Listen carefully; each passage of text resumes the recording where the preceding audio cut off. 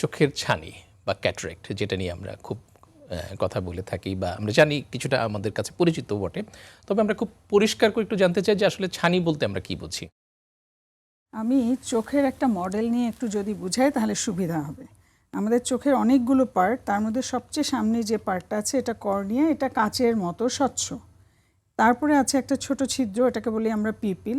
এই কর্নিয়া ভেদ করে আলো পিপিলের মধ্যে দিয়ে তারপরে লেন্সকে ভেদ করে রেটিনাতে যায়। লেন্স হচ্ছে এটাও একটা স্বচ্ছ একটা পার্ট চোখের, এর মধ্যে দিয়ে আলো গেলেই তখন আমরা দেখতে পাই। এখন এই স্বচ্ছ লেন্সটা যখন এরকম অস্বচ্ছ হয়ে যায় তখনই আর আলোটা এদিক দিয়ে পাস করতে পারে না, করে রেটিনা আসতে পারে না, সেজন্য মানুষ দেখতে পায় না। বা ধীরে ধীরে আলোটা যত ঘনত্ব বাড়ে অস্বচ্ছতার, ধীরে ধীরে দৃষ্টিশক্তিও কমতে থাকে।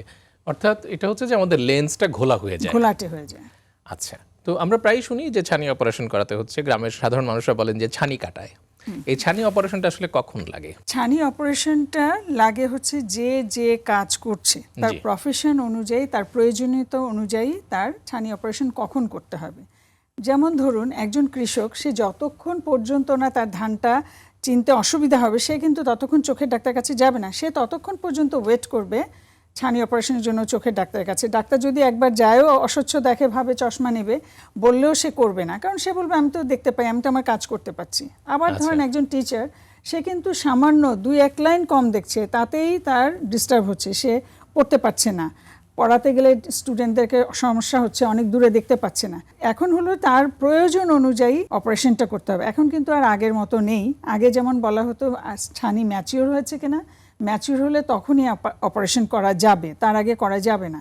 কিন্তু এখন যেহেতু অনেক আধুনিক পদ্ধতিতে অপারেশন হয়, এখন বলা হয় যে প্রফেশন অনুযায়ী তাড়াতাড়ি করতে হবে এবং যত তাড়াতাড়ি করা যায় অপারেশনের সময়ে জটিলতা হওয়ার সম্ভাবনাও তত কম থাকে। আচ্ছা, এই ছানি অপারেশনের কি কি পদ্ধতি রয়েছে?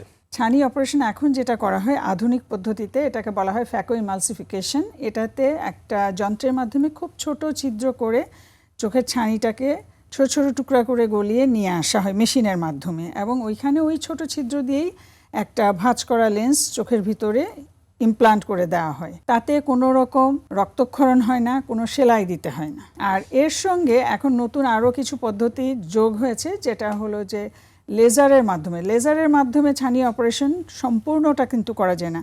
এই যে আমি বললাম ফ্যাকো ইমালসিফিকেশন, এটারই কিছু পার্ট লেজারের মাধ্যমে করা হয়। তো এই লেজারের মাধ্যমে করলে সুবিধাটা যেটা, যে খুব প্রিসিশনটা, সার্জারিটা যে একেবারেই সঠিকভাবে সুন্দরভাবে হবে, এই সুবিধাটা পাওয়া যায়।